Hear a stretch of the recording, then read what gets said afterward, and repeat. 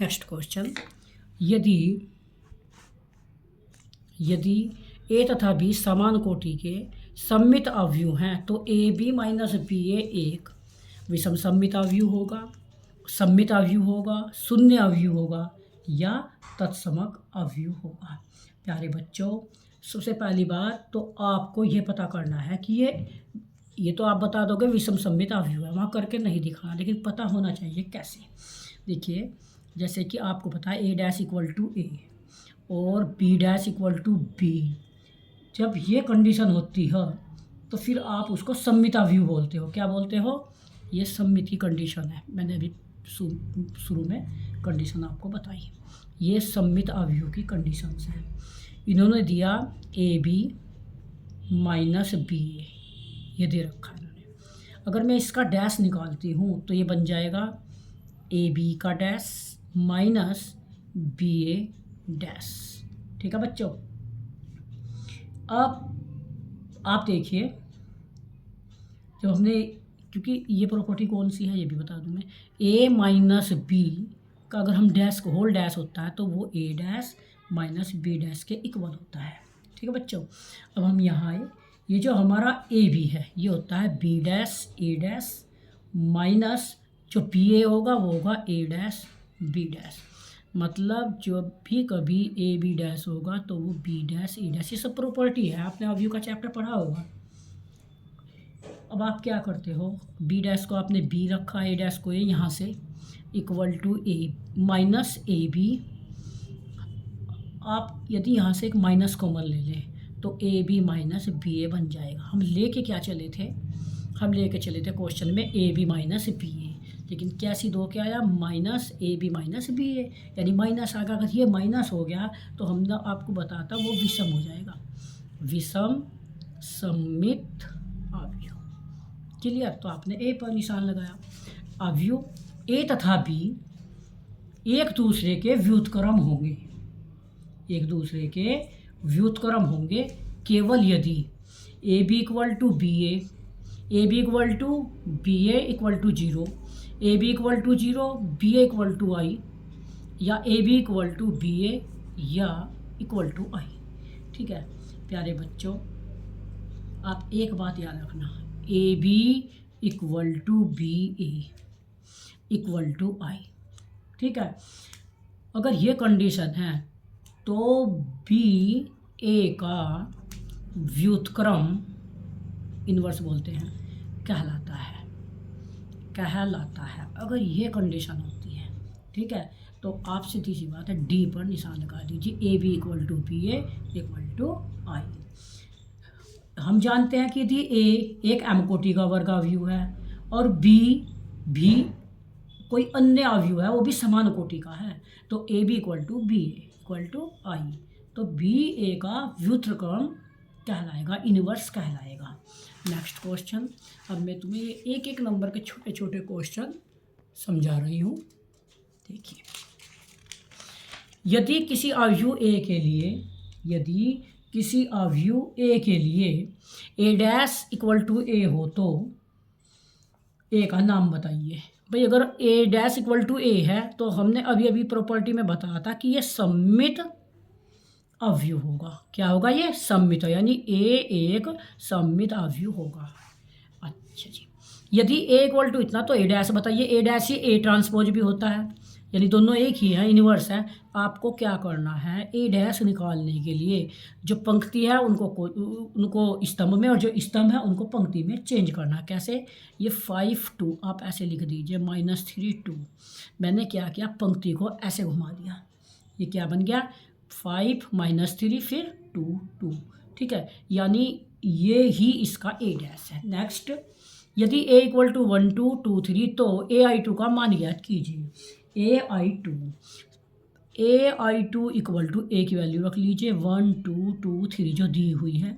आई to का मतलब क्या होगा, 1 0 0 1। आई की वैल्यू क्या होती है, 1 0 0 1। जिस भी I3 पूछेगा तो 1 0 0 0 1 0 0 0 1।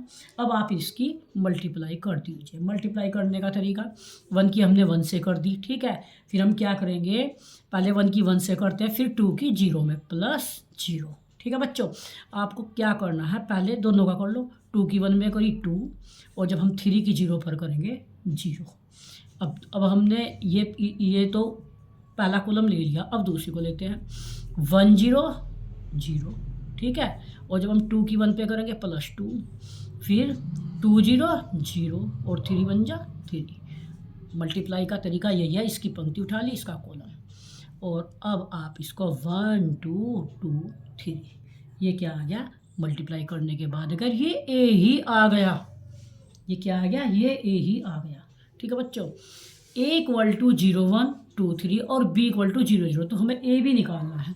जब हम ए भी निकालेंगे तो पहले A 0 1 2 3 और B की वैल्यू 0 0। जब आप मल्टीप्लाई करोगे पहली बात, तो ये इसमें क्या है, इसमें एक कॉलम है और इसमें 2 पंक्ति हैं, इसलिए हम मल्टीप्लाई कर पा रहे हैं। करिए 0 मल्टीप्लाई 0, हमने 0 की मल्टीप्लाई 0 में कर दी, ठीक है। प्लस अब हम 1 की मल्टीप्लाई करते हैं, 1 × 0, ठीक है।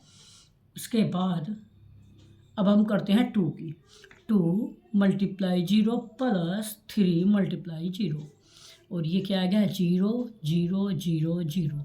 क्यों आया ये, क्योंकि ये सब 0 और ये प्लस ही है, = 0 0, यही बन गया, ठीक है बच्चों। क्योंकि बीच में प्लस है, ये जुड़ के 0 0 हो गई।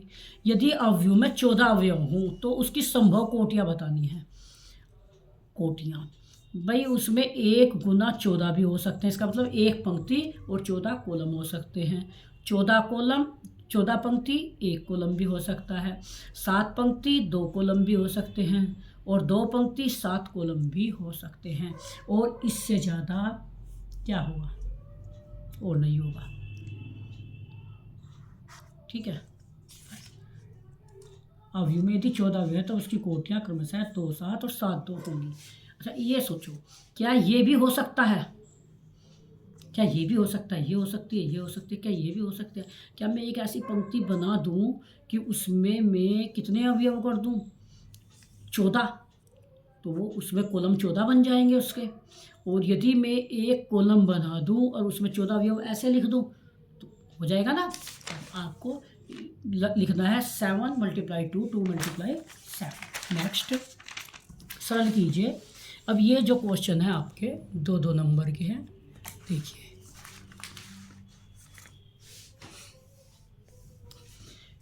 सरल कीजिए। cos θ × cos θ sin θ minus sin θ cos θ plus sin θ cos θ minus cos θ sin θ।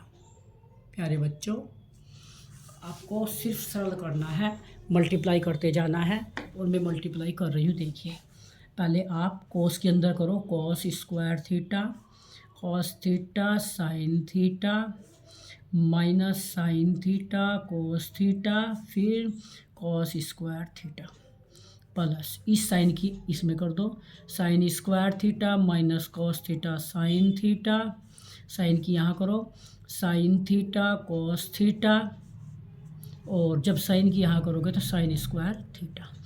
अब आपको करना क्या है, प्लस का बीच में चिन्ह है, आप जोड़ दीजिए। cos स्क्वायर θ प्लस के sin स्क्वायर, जोड़ने का सीधा फंडा है, आप कंपेयर में जोड़ोगे। ये है, ये क्या है 11, तो ये हम पहला अवयव पहले में ही जोड़ेंगे। फिर minus sin θ cos θ plus sin θ cos θ, ये दोनों हैं, इसमें यही जुड़ेगा। अब इसमें जोड़ेंगे cos θ sin θ, और ये माइनस है चूँकि, तो plus minus minus cos θ sin θ cos square θ plus sin square θ। ये क्या किया हमने, जोड़ दिया। जोड़ने के बाद इसकी वैल्यू 1 और ये आपस में कैंसिल हो गए, ये भी दोनों कैंसिल हो गए, और इसकी वैल्यू भी 1। प्यारे बच्चों, ये जो बन के आया है ये आई होता है। क्या होता है, ये आई। हमने इसको सरल कर दिया, आप आई लिख सकते हो, ठीक है। Next question